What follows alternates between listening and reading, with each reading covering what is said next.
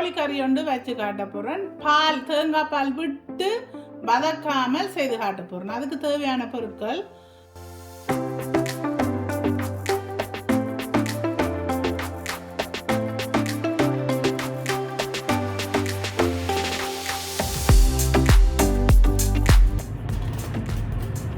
நான் 2 வெங்காயம் வெட்டி வச்சிருந்தேன். நான் அதில் 1 வெங்காயம் அளவுக்கு நான் போடுறேன். ஒரு பெரிய வெங்காயம் அளவுக்கு போடுறேன்.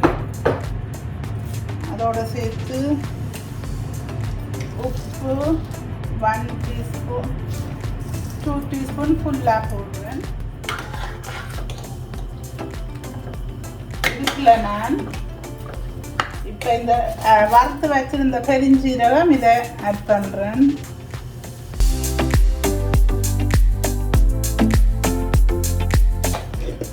இதுக்கு தூள் ஆட் பண்ணுறேன். இப்படி டேபிள் ஸ்பூனால் இப்படி பெருசாடுங்கோ. 2 3 4 டேபிள் ஸ்பூன் ஆட் பண்ணுறேன். இதில் தண்ணி விடும் கோழி அவிய தொடங்க. அப்போ தண்ணியை நீங்கள் பார்த்து செய்யலாம். இப்போ நான் இதுக்கு அரைச்சி வச்சிருந்த வாசனை பவுடரை போடுறேன். நான்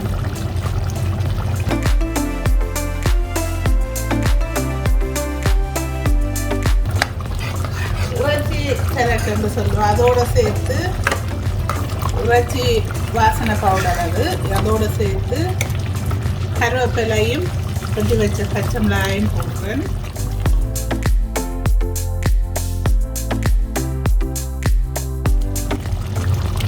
இவ்வளோ உள்ளி பல் எடுத்து வச்சிருக்கிறேன். அதையும் நான் இப்போ இதோட சேர்க்கிறேன்.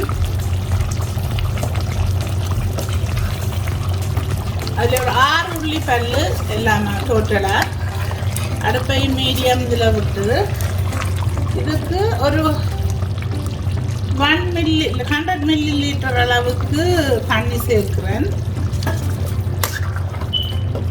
கோழிக்கறி கொஞ்சம் தண்ணியாக வைக்கிறதுக்காக சேர்க்கிறேன். தேங்காய் பால் விட்ட கோழி கறி.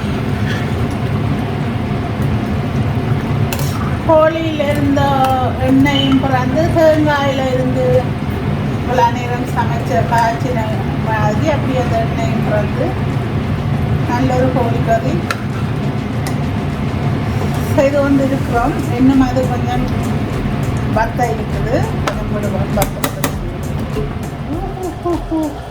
நல்ல ஒரு சுவையான வாசமான தேங்காய் பால் கோழி கறி ஸ்ரீலங்காவில் யக்னா ஸ்டைலில் செய்திருக்கிறேன். ஓடி வாங்க எல்லாரும் சாப்பிடுவோம். ஓடி வாங்க எல்லாரும் சாப்பிடலாம். உண்மையாக நல்ல டேஸ்டாக இருக்குது. நல்ல வாசமாயும் எல்லாம் நல்லா இருக்குது.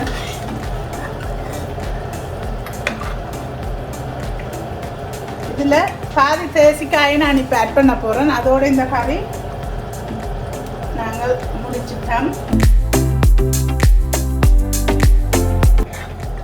இதுக்கு தேசிக்காய் பாதி வட்டி ஒரு தேசிக்காயில் பாதி வட்டி ஆட் பண்ணியிருக்கிறேன். இப்போ நல்ல ஒரு கோழி கறி சரி. இப்போ பாருங்க, நல்ல ஒரு வடிவான கோழி கறி ரெடி ஆகிட்டு இதே மெத்தடில் நீங்களும் செய்து பாருங்க. நல்ல ஒரு கறி நீங்களும் மேக் பண்ணி சாப்பிடுவீங்க. தேங்க்யூ.